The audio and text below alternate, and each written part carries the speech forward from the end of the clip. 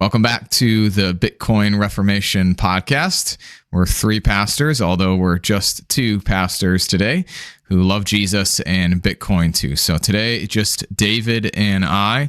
Ben is out and about doing the things that God has called him to do. And so the last couple of episodes, it was just me and Ben. Now it is just I and David, although that might be bad grammar. Anyway, things are going well here where I live now. I think we talked about it last time with a newborn at home. Little one will be more than a month old by the time that this airs. We're still adjusting to all the craziness of that. The fun moments, right? When little brother, little sister go and, pat baby's head and give him little kisses are super adorable. We've only had a few moments when all three of the kids have been crying at the same time. And you just kind of say, oh my, what am I supposed to do? And it's like it's triage, right? You sort of pick what you feel like is the most urgent and sorry, kid, you got to wait because this one over here needs my help more than you do. But other than that, I mean, it's good. Having some great conversations where I'm working here and trying. I feel like we're sort of starting to gain some common ground, some common momentum, even if you will, about the future and trying to plan and take intentional steps forward in that way. So that's really cool. It feels very, uniting is a good word probably. And it's just the summer. So here it's hot, but my family's in town right now and we're going to baptize little Judah this weekend. So he will become a member of God's family and it will be this will be interesting, Dave. This is the first kid that I will baptize. No kidding. Awesome. So a small little sub shout out. We started a podcast here called The Desert Well. And we talked about this on our last podcast episode, that the weirdness of me baptizing him, because I've sort of operated with this. I am a child of God first and foremost, and then I am a spouse, and then I am a father, and then I am a pastor in that very specific order. But where I serve, I'm the only guy, I'm the only pastor. And so unless I'm going to make someone else baptize my kid, which in our church body would be somewhat frowned upon, right? The pastor is the one who the congregation has given the rights or the keys, if you will, the ability to do these tasks. And for the sake of order, say, hey, you do this for us. And so I'm going to baptize him. And I've not baptized either of my two kids, but I'm a dad, a pastor, a father, a husband, a child of God, all at the same time. It's not like I, take one hat on, one hat off. So I'm excited for that.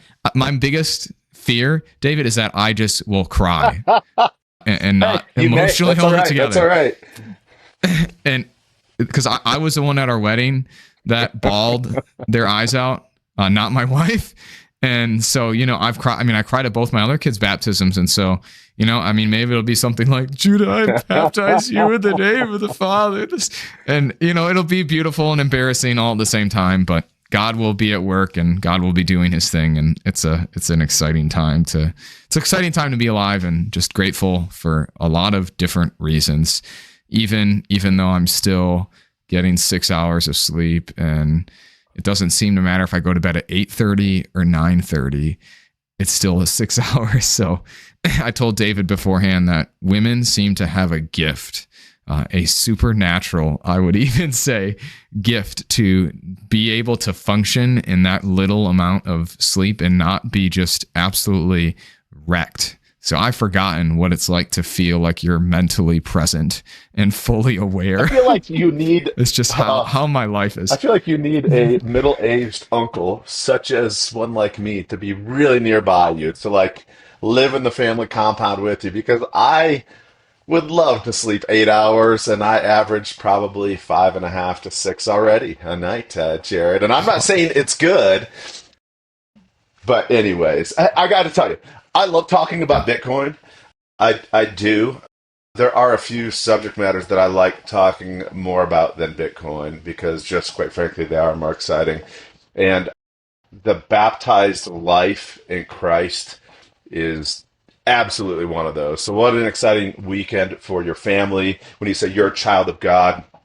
This is what we understand baptism to be adoption into God's family. It's not a work from the death and resurrection of Christ. It's not somehow some new or different work, but it's given to us and commanded to us by Jesus himself, that we might be so grafted into him through baptism that we're grafted into his death, into his resurrection, into new life in him. Everywhere he goes, we now go. He gives us the full inheritance of heaven. So what a sweet, sweet time coming up for Judah and all of you. Worthy of some tears, my friend. And if I suggest that if you do cry in this, the church will probably love you all the more. They probably will. I similarly did not baptize our first son. That was when we were fourth year in seminary. I was a field worker. And probably I wasn't a pastor yet, but even if I had been and there's another pastor around, it's like, you please do it so I can just stand here and be dad. I very much had similar sentiments. I'm sitting here trying to remember. Our second son, I was just at an associate. Did Cliff baptize him, or did I? Honestly, I wish I could remember. I kind of can't. By the time we got to the end, I was sole pastor and I was baptizing them. So I've been in those different spots as well. It's all very exciting for you and your family. So that's fantastic. Absolutely fantastic. So to our hearers, if you're Lutheran, you would resonate with this whole baptizing of your babies. If you're of some other traditions, you might say, oh man, there goes the Lutherans again, doing it wrong. But I would just say to you, just a couple things to our hearers in case we have one of those. A little apologetic for that is we believe that this is God doing the work. The language of baptism from the command all through the epistles it's very passive. Be ye baptized. Receive baptism. So it's laid upon us. It's adoption. It's new birth. It is being clothed in righteousness. All of this is a passive, beautiful gift of God for a baby who is already utterly passive, right? Judah's not bringing much to your family party yet these days in terms of... No, we always talk about how he's like a little alien, and the hard thing I always tell people is, he's basically like a parasite, he right? really He's is. just eating off of us, living off of us, and sucking our life right out of us. And we would say theologically then, actually, he's the better picture of the way we are before God the Father.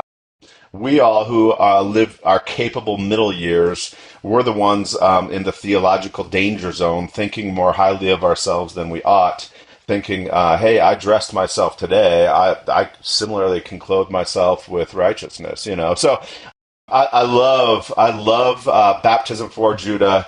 I love the picture of it. It is so congruent with how the scriptures speak of us, helpless before the Father, and yet a Father who comes and clothes us and feeds us and makes us his own. So that's pretty dang exciting. I almost want to just do the rest of this episode on baptism now, Jared. You got me so excited. So my family, we're back from some travels to the Midwest to see family. Family flew in and out of Chicago, saw family in Chicago, saw family in Fort Wayne, Indiana, family in Peoria, Illinois. We took in a Cubs game in Chicago. I'm not a Cubs fan. I like Wrigley. I love the scene, but I'm a Cardinals fan. So we took in very quietly that Cubs game. And then we went down on the next weekend out of Peoria, just our family, to take in a Cardinals game. And wow, Jared, was it hot. I forgot how hot St. Louis can be in the summertime. It was hot. But that was still a lot of fun. We're back now. We're working. Kids are working. And we have our second son, our college kid who's going to be a sophomore, Levi, he's only about 20 feet from me here, but he's quarantined in his room, and he is suffering with some COVID. So that's no fun. And the rest of us are trying to take care of him and wash our hands and keep our distance, but still trying to make sure he knows that he's loved. So that's what's happening in our family. It was so hot in the Midwest that second half, I said, I got to get home to California where life is cool and excellent. So now you're baking there in the desert, Jared, but at least, as they say, I was going to say, dry heat, right? And I mean, they're right. Like it is dry, but a couple of weeks ago, it was like 110 for 3 days or so. And when 110 heat and sun hit the black asphalt and blacktop, whatever you want to call it, it's like 150 plus. And so when I bike to work, I live so close I can bike here. And when I'm biking home in my suit jacket and my button-up shirt with my white shirt underneath, my pants from Sunday morning, it's like a 4-minute experience. But I walk in the door and I'm like, oh man, I'm so warm. I'm so warm. It's so hot.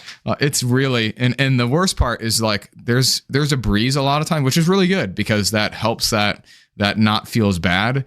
But it seems like when it gets up to that 110, it's like walking through a hair dryer, like just hot air in your face. We have experienced it moving the same summer with COVID in and out of school there in Phoenix to the south of you a little bit. That is a special kind of heat. Yeah. I heard an older man once say about this whole, it's hot, but at least it's a dry hot. He said, my oven's a dry hot too, but you don't see me crawling in there.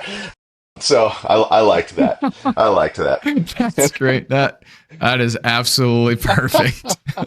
Yeah.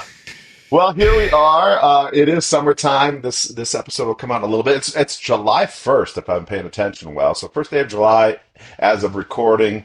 It'll be released a little bit later. I'm coming to the table with the idea today. It's probably something we've talked about a little bit here and there, and in this case, it's just Jared and I. And we'll see how much legs this topic has in terms of minutes, maybe 20, 30 minutes. But I want to ask this question sympathetically with some of our listeners, some of our watchers, because a lot of people struggle with this question that I'm about ready to ask. And here's the question. Am I too late? Or the sentiment that goes along with that, it just straight up says, I'm too late. I'm too late. I missed the party. I missed the top side. Then this next one, Jared, there's no way I could ever be a whole coiner. Okay, and so looking in the rearview mirror, seeing how much roadways behind me that I didn't participate in, I'm now looking out the front window and just decide not to put the thing in drive because I missed all of that. I missed all that. Jared, what do we do with this? And I'm sorry, I'm gonna come back. I'm gonna ask you that same question again, but I'll show our viewers. Okay. While in the Midwest, we went to Steak and Shake. I went to Steak and Shake, one of them in Fort Wayne, Indiana. Paid with Bitcoin, which was incredibly easy. Incredibly easy using the Lightning Network. I might even say this. It was faster than using a credit card. It was so easy. It was awesome. And it's great for the retailer, in that case, the Steak and Shake chain, because they just skipped what otherwise is like 3 to 5% credit card fees. They got to keep more of the money I paid them with, which I'm glad of.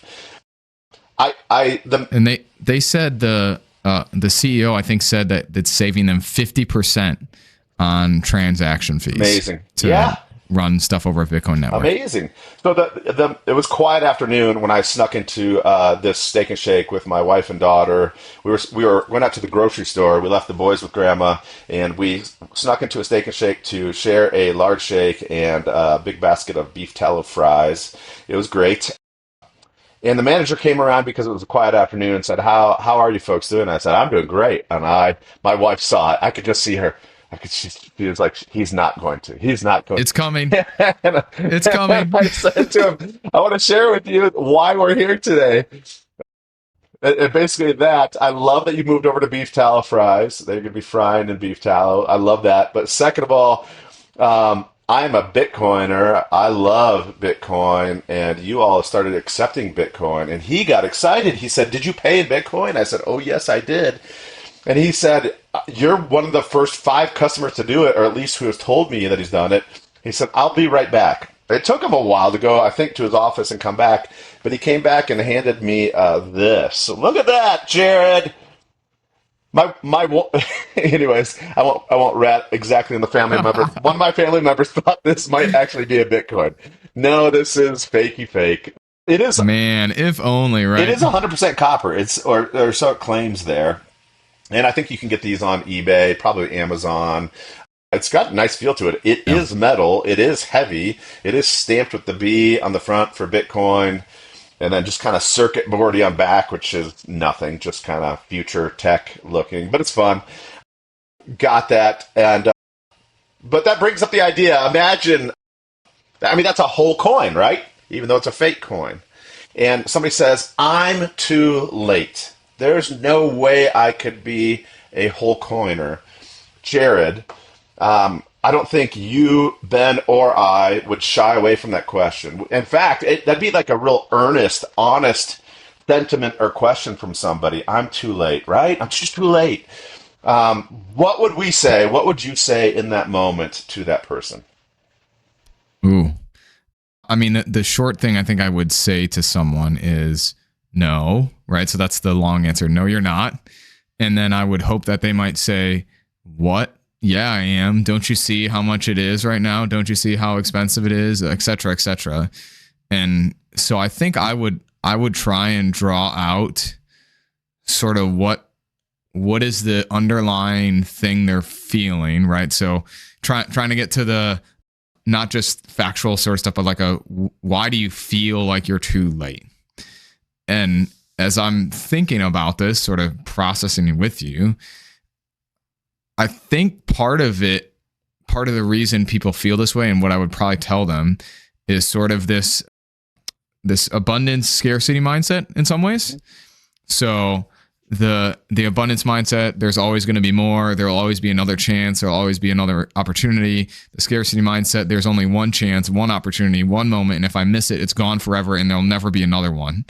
And that's exactly what, this person is saying, that, hey, I missed the boat. I'm not ever going to have the same opportunity. I can't ever get what I thought I should have. And yet all at the same time, we do things and people change, and there's always sort of another chance in so many other places in life, like not even in investing, right? So we could talk about, I'm too late for Amazon. Back in a long time ago, I was too late for Apple, all these sort of things.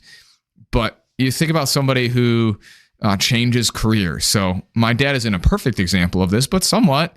He went back when he was in his 40s and became a licensed lay deacon in the Michigan district. So he was taking classes. He was going to school again, if you will, and sort of began a different part of his life. Like he didn't start a new career, but he began a new thing. Well, same things with like learning new skills, new hobbies. My mom, who's now 62, ran her first marathon at 60, right? Someone say, I'm way too old to run. I could never run. I'll never run a marathon. It's just too far gone. Well, no, a lot of people begin exercising later on in life. You think about people who got degrees. I know somebody from my old church who was a teacher for many years and then went back a lot later in life and got her master's in teaching. So I would say a lot of it, I would try and draw out in that person. You feel like you're too late. And I can understand that because of the feeling of seeing where things were to where they are today. But I would want to push them to say, hey, just because you've missed this part, it doesn't mean that you've missed the other part that is to come still.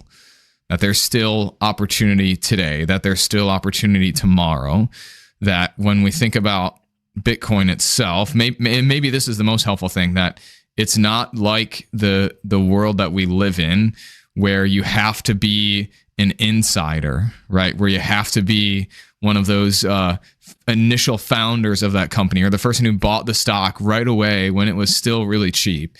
That if this thing does what it should do, that in some ways there will always be opportunity. Does that mean that it will always go up in the same amount of percent? Ben and I talked a little bit about this last time, about sort of diminishing returns. I believe in somewhat diminishing returns.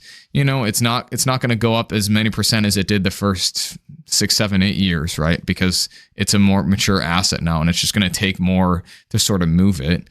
But I do believe that it's not going to ever reach necessarily a plateau. Right? It's never going to stop growing because it's a finite asset with, in some ways, unlimited demand. And so in that way, the mindset of, well, you have to be early to be a part of it doesn't work. here. It doesn't apply. It doesn't fit. It doesn't manifest itself in Bitcoin as it does in some other places. But by and large, I think it's just it's much more than that. Like it's you got to have a different way to think about Bitcoin itself. So that's where I would go. Where would you go? No, I appreciate what that. Would you, I feel like there's a whole bunch of different ways we could go. Where you landed is what I would want to do. So first of all, you are. I love that you're empathetic in your answer to them. You're going to sit with them. You just want to encourage them to say there have been, other things that maybe you thought you're too late, but then life delighted you. You tried something new. You started something new. You watched something new take place. It's really not too late. We also, the vision God has given us of the future is a God who's making all things new, and a new heavens and a new earth to come that will delight all the more. And so, while this has nothing to do with our specific Christian hope in Christ and his promises of what to come, lead us to be hopefully generally a hopeful people who are excited to see new things, excited to see the building of new things for the flourishing of others. And in that regard, lean into such things, celebrate them where you see them, and get on board if you can. This train does have, or this vehicle, maybe I just switched from a vehicle rear view mirror to now a train analogy. It does have a head of steam, but you can hop on. I liked what you said, not only where do you think it's going, not just in the future, but is it traveling places right now in the present? It's not just all promise of where it's going. It has momentum right now. So you did sort of that. Yeah, I can't help. And sometimes this is helpful. Sometimes this is to the detriment of somebody who's asking a question like this. I want to offer. I want to find what it is that I can offer them, whether a fact to chew on, a kind of a new visual model for it, whatever it be. I want to get to the bottom of that and offer them something new. So, a couple and maybe we'd do best to just give like a handful of possible answers, depending sort of more specifically on the person, because our training as Lutheran pastors actually probably would have us go back to this person and say, tell me why you think you're too late. Can you tell me more? That's right. And tell me more. Why do you say that? Why do you say that, right? And in there now expanding it and letting more kind of shake out of their concern or their belief, now we're probably going to know how to best respond to them. But since that person's a hypothetical, let's just talk about a few different things that we would want to offer such a person. So first of all, back to this. A whole coin. Again, this is fake. This is fakey fake. This is not what Bitcoin is. But there is this idea of, Bitcoin's $107,000 as of this recording, Jared, maybe 106 up and down right now. There's no way I could afford one, right? I feel that way just sitting here. I do. Me either. But check it out. There will only ever be 21 million Bitcoin, and there's 8.2 billion people. So, the first thing I'd want to say is you're right. That makes you just like, and me, average, that we could never attain to a whole coin. That's kind of to be expected. That's not what I actually aspire to, really. I'm at a point where it's more a matter of, am I socking it away week by week or paycheck by paycheck? And is it accruing more value, more purchasing power, more strength than the other ways I could otherwise try to store the fruits of my time and labor? And the answer to that is yes.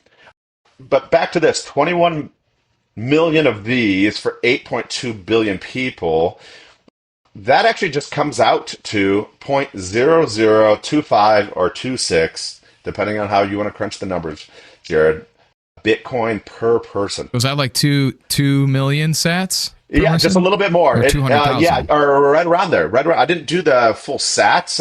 Did it more in terms of dollar value today.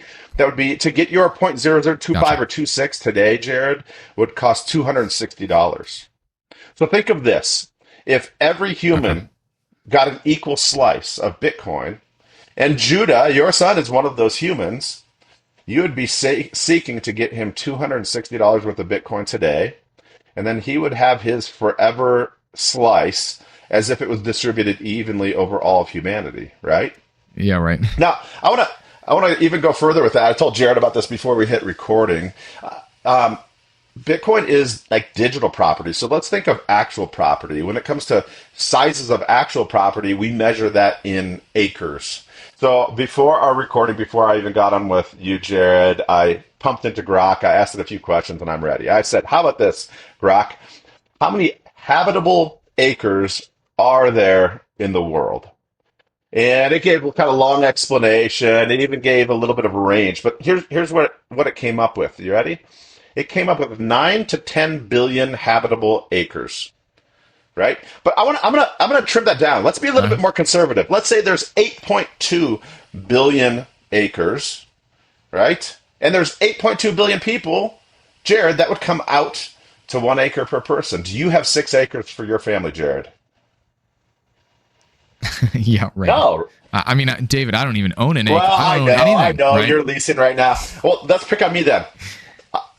Along with my wife and 4 children, 6 of us live a very rich life on zero point 0.2 acres. On zero point 0.2 acres, right? And that's not uncommon at all. In the city, you could take 0.2 acres, right, and you could have probably 200-300 people living on it, right? Just depend. I don't know. I just picked a number. I don't know if that's actually true, but certainly more than 6. 60, right? Something like that, tenfold easily in an apartment complex, and then like you just go up. I would want to say to that dear friend of mine who says, I'm too late. I would say, no. If you think of Bitcoin as digital property, and you already deal with property, you at least live on property, you pay rent or you pay mortgage, or somebody who loves you does, there's quite a few of you living on very little acreage for a rich life. One way to think of Bitcoin that has been offered is as digital land. And to get an acre of this digital land, an acre per person if you want to aspire to that, it's like $260 today. You're not too late. Dear friend, put out of mind, I would actually say this, some people would really yell at me for this. To the average person I know and what they make, kind of livelihoods they have, maybe similar to my own, even a little bit more or a lot more or less. The goal would not be get to 1 Bitcoin. I think that would be crushing for the average person. If I said, listen, I need you to start investing today for you, and we're going to get you to 1, they'd say, I'm never going to start because how could I ever get there? I think that's the wrong way to think of it. I think rather pick a smaller goal that could be sort of this digital acre sort of goal of something like 0.0026 Bitcoin per person in your family is just like a starting point, something attainable, right? Start there and learn more and go forward from there. That's one offering I would get to the question of, am I too late? What do you think, Jared? Well, and I even think like the analogy of working, or the image of working towards something, is somewhat misleading is too strong, but like almost unhelpful, because I feel like that's where I started. Yeah. Like, hey, I want to get to this point. I got to get to this thing. I got to have this amount.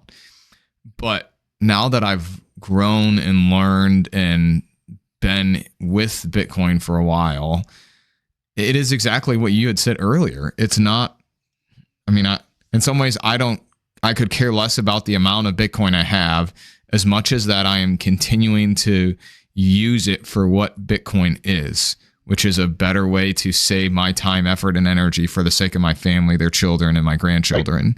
Right. And so I would even challenge that person.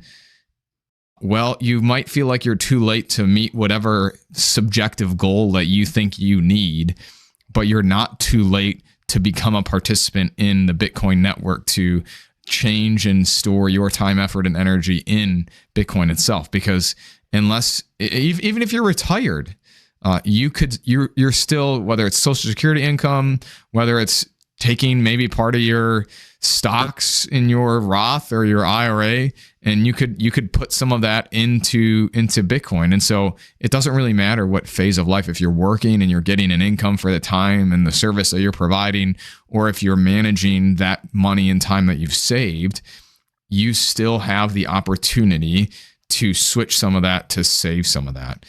And I think that's helpful because of what you just said, because of the, hey, I'm not ever going to be able to get one. It doesn't matter to those people. Usually if they say they struggle with that it's divisible, like who cares if it's divisible? I want to be able to have a whole one of these things, not just have parts of it.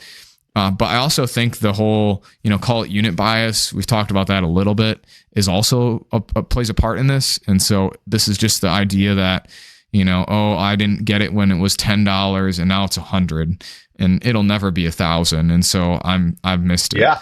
And then when it's 1,000, what do they say? Well, now that's too late. It'll never go to 10,000. And then at 10,000, what do they say? Well, it's 10,000. It'll never go to 100,000. Well, now Bitcoin's 100,000. And what do you say? Well, I don't think it's ever going to go to 1 million. And then when it gets to 1 million, what are people going to say? Well, this is the top. This is it. It's not going any higher. I'll tell you. And go ahead. I thought you were kind of ending that arc there, Jared. I was a terrible saver. Honestly, if I had sat down with a friend who was kind of agreeable to have this conversation, but they're just sort of like, I'm too late. I'm exasperated all the more, just kind of defeated all the more. I'm just too late to Bitcoin. I haven't been able to save. I would be excited actually to talk with them. And I think in terms of having a goal for such a friend, this is the most Dave Ramsey I'm maybe ever going to sound. But my goal would be that they spend less in life than they take in. Because if they spend less in life than they receive via income, they have the possibility to save. Once we have the possibility to save, now the question becomes, what am I going to save it in?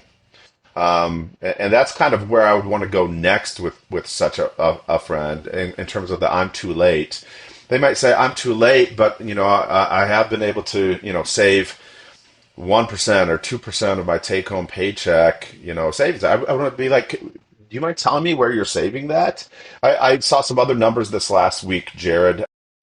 Right now, you can find some savings accounts that have some higher rates in the last 2, 3, 4 years, certainly higher than the 20 to 25 before that, when interest rates from the Fed were trending towards zero. Do you remember that? I mean, I remember as a child that my little checking account got something like 2.5%. And now my checking account at my bank, it's like 0.1 something percent. It's not good, right? But you can find some savings vehicles now that are 2, 3, 4%. Of course, if the Fed starts cutting rates again, that will go away. And that includes, I think money market accounts, Jared, are at the highest level of investment that they've been in either a long time or ever. And I have the number. You ready for this number?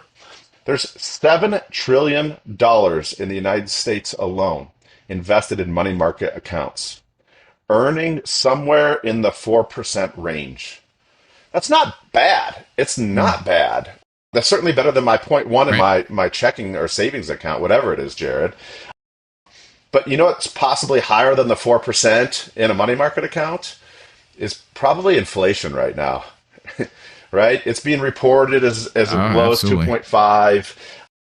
But if you look at real world, and it doesn't include housing and it doesn't include energy. I mean, come on. What are the two most basic things we need? Housing and energy, life force.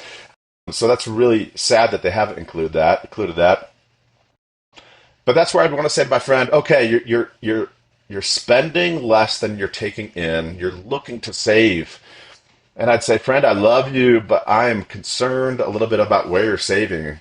Have you ever thought that savings is either not keeping up with inflation or is being so eroded by inflation as to only be kind of keeping your head at water level, not really getting you ahead, not actually growing? And that's where I would want to talk with them about Bitcoin. Instead of having them focus on one whole Bitcoin and 107,000, I would almost say put the number 107,000 out of mind. Put one whole Bitcoin out of mind. My friend, what I want you to be asking yourself is, what's the average growth rate of Bitcoin been in past years? And are the fundamentals in place to where you could have a high degree of confidence maybe not fully certainty, but confidence that, again, this train is going somewhere. It's got momentum. It's got a head of steam. Where is it headed? And that's when I would want to talk about compound annual growth rate. Or, you can think of that as ARR, which is the average rate of return back to your checking account. I had a Grok run the compound annual growth rate, the CAGR for Bitcoin. And Jared, I had it Grok do this for 4 years at a time, 4-year increments of time, every 4-year increment in the last 10 years. I'm putting you on the spot, but can you explain to folks why I would pick a 4-year window and not just a 1-year window? Go for it, man. That's my way of not talking and handing it over for a bit. Yeah, right. Let you explain it. So, I mean, the thing that we've shared right in the past is that previously in Bitcoin's history, it follows a 4-year cycle. And by cycle, we just mean pattern. And so of those 4 years, usually there is three-ish years of down or sideways or nothing, and then a year of up a lot. And so what we don't want to do when we measure it is just look at one of those down years. We want to look at the full entire cycle to get a truly accurate picture of where it was and where it ended up. Because ultimately, a lot of us, when we think about Bitcoin, we're not treating it as I'm going to buy it today and sell it tomorrow to pay my medical bill, but that I'm usually going to hold it for at least those 4 years and then hopefully experience the upside before I'm either forced to sell or choose to sell. And so that's why we talked briefly last episode about the 4-year cycle. And if, all of these Bitcoin treasury companies are going to break the 4-year cycle, or if the ETF demands are going to dampen the 4-year cycle, it's one of those things that I also continue to wonder how much it will continue to persist and exist. But that's apart from what you're saying. So what did Grok tell you? I'm curious. You another analogy as to why we might accept this. I have 2 college students. Imagine both of them when they were applying to their individual schools where they said, hey, what was your high school GPA? And imagine if one of them said, well, sir, ma'am, my sophomore year it was 4.05. And they say, yeah, right. You seem to be picking and choosing just 1 year. We need the whole of your high school career. And so that's just a way to frame what you already just said to us is Bitcoin runs in these patterns. Day to day, it's incredibly volatile. Year to year, it could look incredible or just kind of sluggish or even down. But you see the trend. You see in every 4 years that you would pick, you see like the whole high school career. You see the whole college career. You see the complete snapshot of what this one was capable of, and that's why we look at Bitcoin within 4 years' time. That's probably also why we would want to say to friends if they're going to invest in Bitcoin, and we want you all to do it. Not financial advice. It's just what we are eager about and want for you. Be prepared to hold it, right? Be prepared to hold it, and really then take a gut check 4 years in. That's a big investment. I get it, of time, and waiting and watching. But you won't be disappointed after 4 years. In fact, that gets to you saying you wanted to hear what Grok had to say, Jared. Here's the high school career of Bitcoin and every 4-year window in the last 10 years. Grok did this today for me from July to July. That sounds like 13 months, but it actually was just, 12 months. So from July 2015 to July 2019, the average rate of increase year on year on year on year in those 4 years was 143%. All right. Next one, July 2016 to 2020, 141%. 2017 to 21, 134. 2018 to 22, 33. And so that's that diminishing return a little bit that you were talking about. Right. 2019 to 23, pretty much held here, 31.6%. 2022 to 2024, now we have actually an uptick again. It's at 62%. 21 to 25, back down to where we were, 33%. And it stopped there. It gives all the math on how it came about these. When it averages those out, and this is higher than some of them that I've seen. So I'm going to tell you the number that it averaged those 4-year windows out to. I'm going to tell you to pick a number that's less than that, but here's the point. It's still going to be way higher than your checking account, your savings account, or your money market fund, right? The average, according to Grok, from July to July, each of those 4-year windows was 97.2%. Now, I hear more often, and I think it does that in the notes. Now it will go on to say, hey, those are the numbers we crunched, but other people report this, okay? The average typically that you see is more around 55 to 60% year on year on year compound annual growth. Jared, that's what I have not been too late to. That's what you have not been too late to, right, from the moment you first invested or the moment we first invested, right?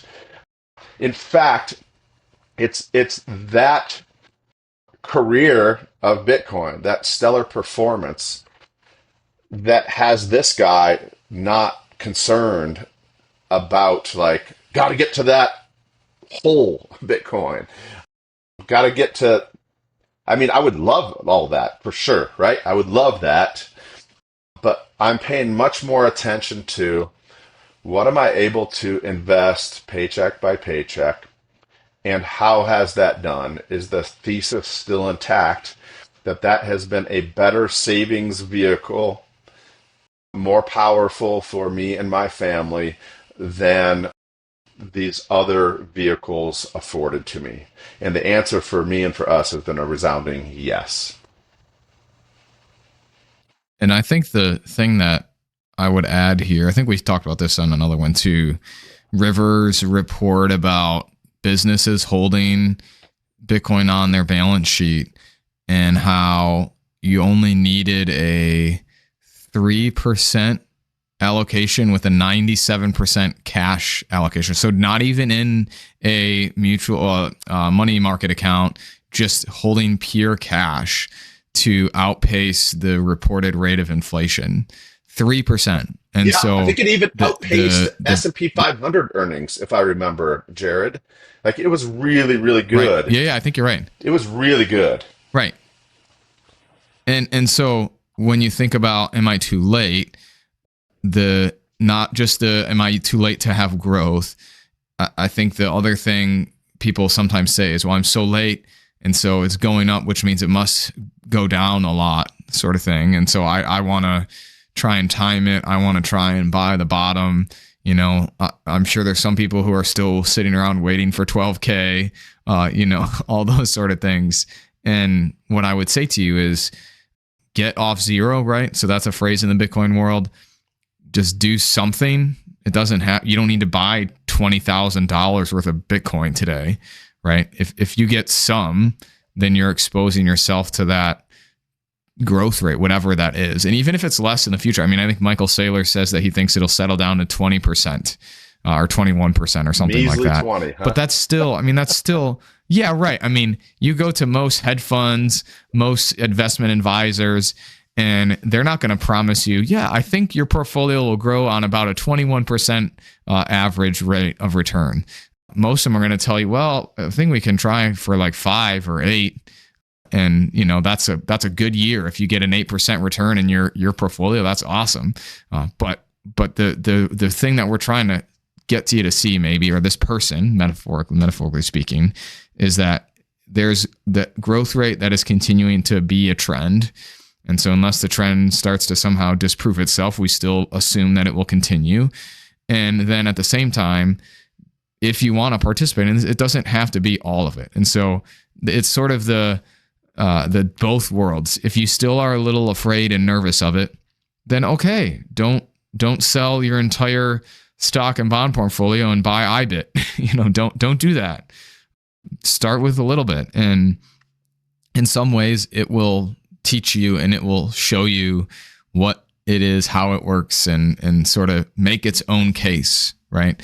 That I think at the end of the day, David, some ways we are just really meant to push people to make sure they know that Bitcoin exists, and then let them figure it out on their own and let Bitcoin do what Bitcoin does, which is usually humble all of us, but also surprise us in its own way.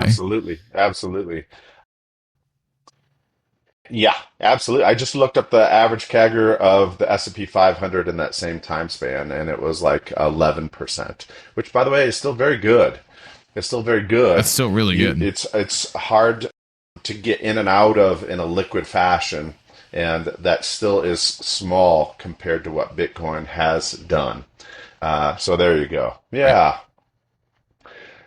What else? Is there anything else we would add, or are we beating this at some point? But the person says, I'm too late. I mean, I don't really think there's too much more to add other than just you're not, but I get it. And don't let the sort of scarcity mindset of, hey, it's done. I mean, we've said here that in the long term, if this, demonetizes gold, that's at what, 300,000 or something like that per Bitcoin. So you're looking at like a 300% growth from here.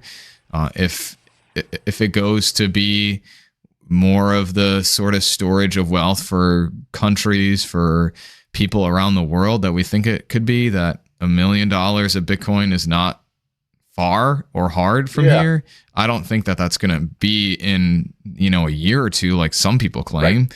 But that's like 10x from here. And so, you think about, hey, where could this go? And then if it is going to go there, is it make a difference if I buy at 107, or let's say it goes down to previous all-time high? If it goes down to 69,000, at the end of the day, the difference between those two, when it gets to $1 million plus, I don't think I'm going to really care. Right. Other than that, I'm still glad that I probably bought it around all time, every day, all the time sort of thing. So it's one of those, just do it and you're not too late, and don't let your own sort of FOMO or the realization that you've missed out be your downfall as you think about what Bitcoin is and where it's going. Love it. Yeah, you are not too late. If you were too late, I also would stop investing now myself, because that would mean any present and future dollars I would put into it are similarly too late. And that is not where I'm at. I've got higher conviction still, quite frankly. It is true that my investments in Bitcoin, that in one sense are working hardest for me, are the oldest investments I made, right? Because, $100 invested 5 years ago bought more Bitcoin than 100 now. But as you said, that will be true again 5 years from now. But even with that being the case, that has not stopped us from just slowly, a little bit, squirreling away, and seeing that, honestly, it helped us become savers in a way that we never had been before. And that's also part of the truth, is that the present financial situation, which is to say the fiscal and monetary policy of the United States of America and most every other nation, they're concerned about you as an individual voter because they want your vote, but much of their policy works precisely against you and me in our day-to-day life. If we can't go to the bank and put our dollars there and get a meaningful return on it, they really incentivize us to not save at all, but to always spend to the max right now. Kind of a throwaway Walmart, sort of culture. Buy it for today. It's fine if it only lasts a couple months, and then get a new one. And that's a kind of really a sad way to live. And again, not really part of the vision of the life to come, I suppose. So there you go. Well, I think we can wrap it up there. I would just say this, if we haven't covered something, I'd love to hear what we haven't covered in terms of maybe your individual objection as to why you think you might be too late or are convinced that you are. We'd love to hear from you about that. Again, otherwise, we'll take your comments, your critiques. You could reach out to us I'm sure we're not too hard to find individually, and if you do, I know for a fact we'd probably be happy to etch out some time and just talk with you, maybe one-on-one about Bitcoin. I was telling Jared before we started recording that I wrote to a company in Reno, Nevada, who has a product that I like, and I told them I'm saving up for your product. But just so you know, I'm one of those lunatics off to the side who would gladly, when the time comes right, pay in Bitcoin. And if you'd ever like to know more about that or ever do that, I am one of those customers who would do it. So it's a great savings vehicle, but it is also liquid enough to both turn into cash, but also good for commerce as well. Think of Steak and Shake. Happened. Those beef tallow fries and that delicious shake. So, well, Jared, I hope you and your family stay cool and well. And the baptism it's not this Sunday, it's the Sunday after or coming up. No, It this is Sunday. this Sunday. Hey, This coming we're going to Sunday. rejoice with you. That's Yep. pretty darn exciting. Awesome. Thank you, David. We'll catch you. We'll see you on the next All right. one.